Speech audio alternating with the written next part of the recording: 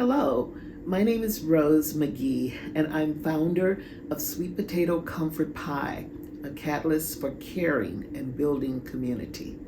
I'm honored to be reading the book Carla and the Christmas Cornbread by Carla Hall. And these illustrations are so beautiful, and they're done by Sharice Harris. And this reading is for the Minnesota African American Heritage Museum and Gallery's Children's Reading Circle. Ooh, it's Christmas Eve, one of my favorite days of the year. That's when Mama, my sister Kim, and I go to Granny's house to celebrate the best holiday ever, Christmas. And here Carla and Mama and Kim are packing the car, getting ready to go. Every year, I pack my holiday pajamas and my trusty sidekick Bubba, and every year I ride in the back seat is always piled high, high, high with Christmas presents. And here they are. Look at all of those presents. And there's Bubba. She's got Bubba there.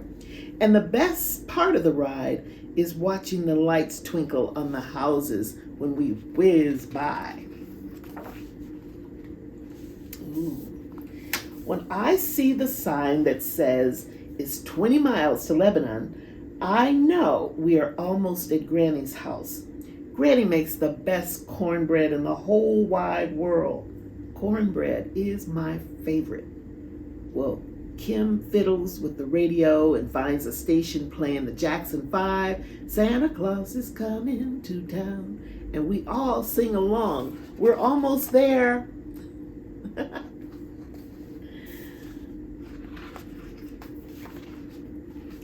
Granny is looking out the window, the kitchen window, when we pull into the driveway. Granny, is the cornbread ready yet? I shout. Well, Merry Christmas to you too, Carla and Bubba. Merry Christmas, Granny, I say. But is the cornbread ready yet? Now that you're here, I can start making it, she says. And there's everyone all excited to see Granny. See her looking out the window? Oh, Granny pulls the cast iron skillet out of the heated oven and pours cornbread batter into it. Hiss! Pop! The batter crackles as it hits the hot skillet. Little bubbles dance around the edges. Granny uses her big oven mitt to put the skillet back in the oven. And 20 minutes later, until the cornbread is done, I can't wait. Look at that cast iron skillet. And you notice Granny is using her mitts. That's very important. Merry Christmas! We hear our grandpa call from the front door. Where are my girls? Grandpa's a doctor, and everyone calls him Doc, even us. He scoops up Kim and me and gives us a big bear hug. There's Doc. Grandpa giving the girls a big bear hug. When Doc settles into his chair, Bubba and I search for our favorite ornament on the Christmas tree. It's Santa with his big bag of toys. He looks just like me. Doc, where do you think Santa is right now, I ask. Well, he's probably all the way across the ocean bringing presents to the children in France. Look at that Santa. It's a brown Santa. Yeah. France. Doc pulls a big book off the shelf. He shows me a picture of the Eiffel Tower in Paris.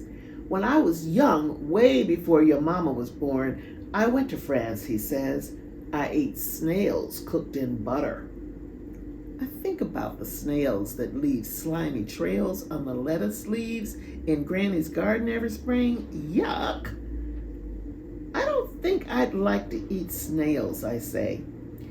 They have lots of other things to eat in France, Doc says, laughing. You should try everything because you never know what you might like. And And there's Doc sharing the adventure of France memories.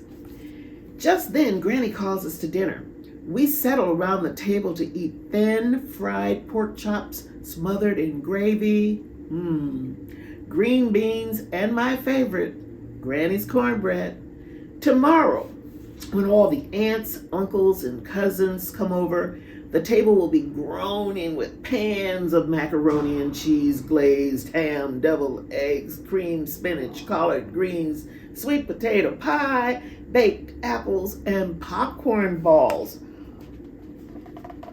But that's tonight's dinner. Yum. See that skillet of cornbread there? After dinner, Mama sends Kim and me upstairs to put on our jammies. You can help me put together a puzzle, but you can't stay up too late, she warns, or Santa will have to go to the next house. When Bubba and I come back down to the dining room, there is the most perfect sugar cookie sitting on a plate. There are the girls getting ready, but they don't have to go to bed just yet. And there's that big perfect looking sugar cookie sitting there. Oh my goodness. And Bubba's right in the middle enjoying it all too. I take a big bite. There she is taking a big bite out of that cookie. Carla, Kim yells, that's Santa's cookie. I stop chewing. The cookie turns to dust in my mouth. My eyes fill up with tears. I ate Santa's snack. What if Santa puts me on the naughty list? He won't come tonight. There will be no presents, and everyone will know I did a not so great thing. Christmas will be ruined. She's feeling so sad about that. Carla, come here, Granny calls out.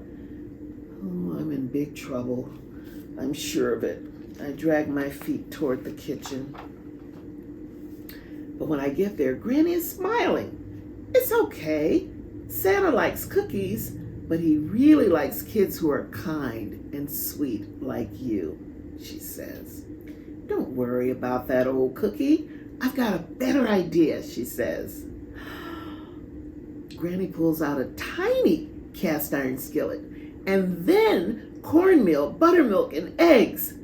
We'll make Santa a special Christmas cornbread, she says.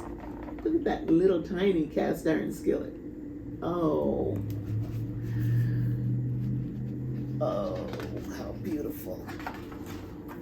Granny oils the pan and puts it in the oven. She shows me how to mix together the cornmeal, baking powder, and salt, then whisk in the eggs and buttermilk, and pour in the batter in the hot skillet. Finally, Granny puts the pan back in the oven. While the cornbread bakes, Granny puts soft butter, sugar, cinnamon, and a touch of almond extract in a bowl and gives me a spoon to mix it up. Cinnamon butter. Ooh.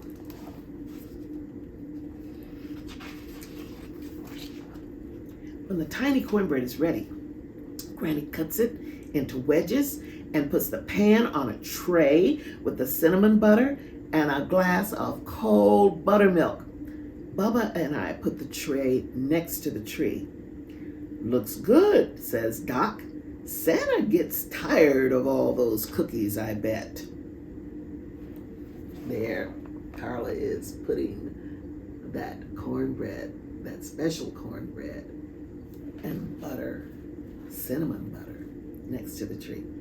Still, when Kim and I settle into bed, I feel sad about eating Santa's cookie. I hope he loves cornbread as much as I do. I close my eyes, and quick as a wink, it's time to wake up. It's Christmas morning. Kim, wake up, I cry. See how excited she is? Bubba and I peek downstairs. I'm happy to see their presents. And all the cornbread is gone except one little wedge. And there's a note. See the note right there? Let's see what it says. The note says, "Dear Carla, thank you for the cornbread. It was very good. I saved a piece just for you. Merry Christmas, Santa." Isn't that exciting? She gets a piece of Santa's special cornbread. It's the best Christmas ever. So there's Grandma and Doc and Mommy and Kim and Carla enjoying Christmas morning and opening their presents. You get an extra bonus in this beautiful book, and it's the recipes. It says, maybe Santa gets tired of cookies sometimes and wants to have a different snack. Carla's Christmas cornbread is so golden and warm and tastes even better with a dollop of lightly sweet cinnamon butter that you just might want to make one for Santa and one for yourself. Be sure to have an adult help with preparing the recipe, especially when getting those hot pans in and out of the oven. So here you have the recipe for the cornbread, the recipe for the cinnamon butter, and baking instructions to keep you safe. What a beautiful book. And here's a picture of the author, Carla Hall. You may recognize her from the television cook shows that she does. Carla and the Christmas Cornbread. The end.